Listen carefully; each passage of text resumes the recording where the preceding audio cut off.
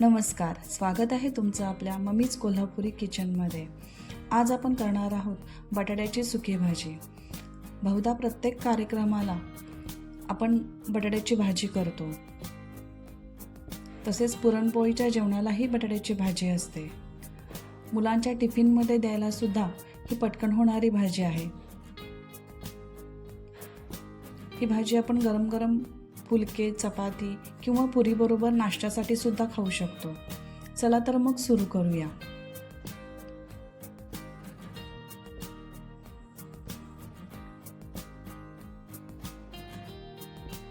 त्यासाठी प्रथम आपण मिरच्या 4 घेऊया।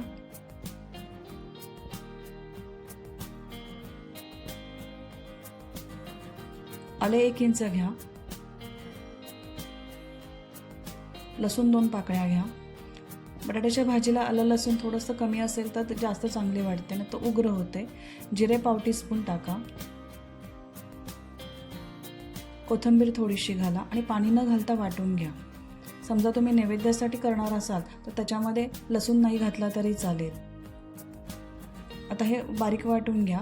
एका कढईमध्ये तेल 2 टेबलस्पून गरम करा।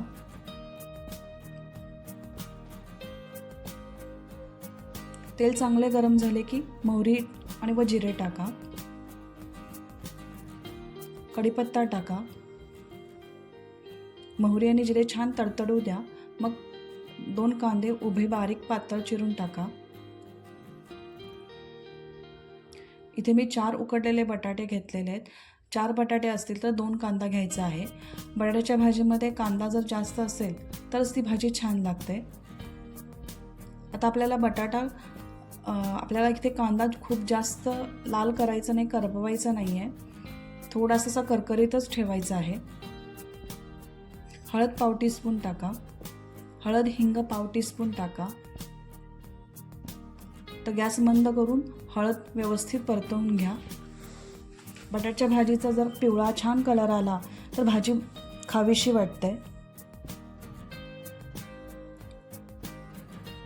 आता आपण मगाशी केलेलं वाटण आहे ना, ते ह्याच्यामध्ये टाकायचं आहे।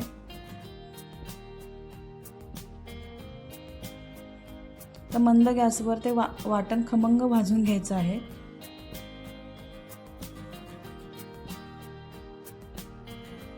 आता कांदा थोडासा मऊसर झालेला आहे।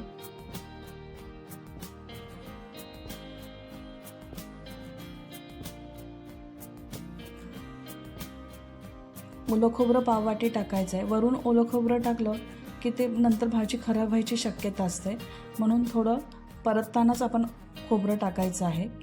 इथे मी मटार पाववाटी टाकलेले आहेत। हे फ्रोझन मटार असल्यामुळे डायरेक्ट मी कांद्यामध्ये परतलेले आहेत। तुम्हाला जर मटार नको हवे असतील तर तुम्ही स्किप करू शकता। तर व्यवस्थित कांदा परतलेला आहे।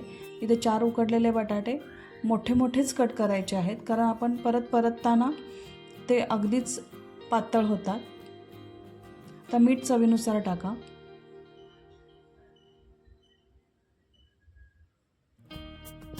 साखर थोडीशी चवीपुरती टाकायची आहे। जर नको असेल तर तुम्ही स्किप करू शकता। लिंबू अर्धा पिळा। लिंबूमुळे बटाट्याच्या भाजीची चव खूप उत्तम येते। तर सगळं व्यवस्थित मिक्स करा।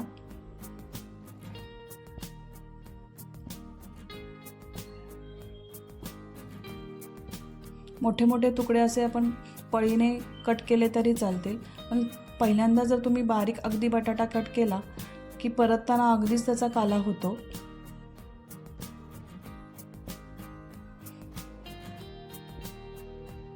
शक्यतो बटाटा हा इंदुरी असावा, म्हणजे भाजी खूप चवीला छान पण लागते आणि खूप मऊ भाजी होत नाही।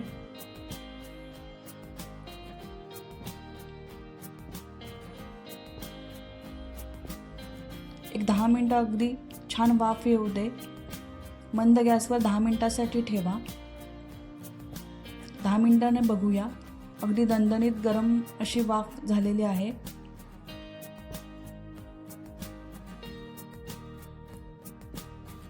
आपली भाजी तयार आहे।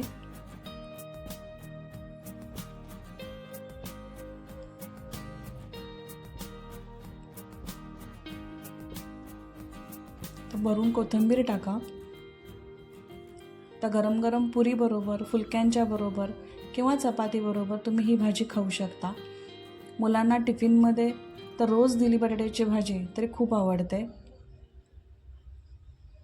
तुम्ही ह्या पद्धतीने बटाट्याची भाजी नक्की करून बघा. आणि ज्यांनी स्वयंपाक करायला आत्ताच सुरुवात केलेली आहे, जे नवशिके आहेत, त्यांच्यासाठी तर ही भाजी खूप उत्तम आहे. त्यांनी सुरुवात बटाट्याच्या भाजीपासून केली तरी चालेल. वरून खोबरं आणि कोथिंबीर घालून ही भाजी तुम्ही खायला घालू शकता.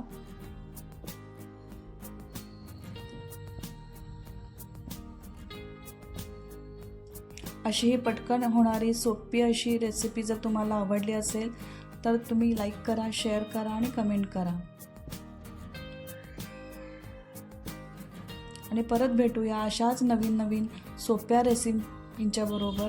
तोपर्यंत मस्त खा आणि मस्त राहा.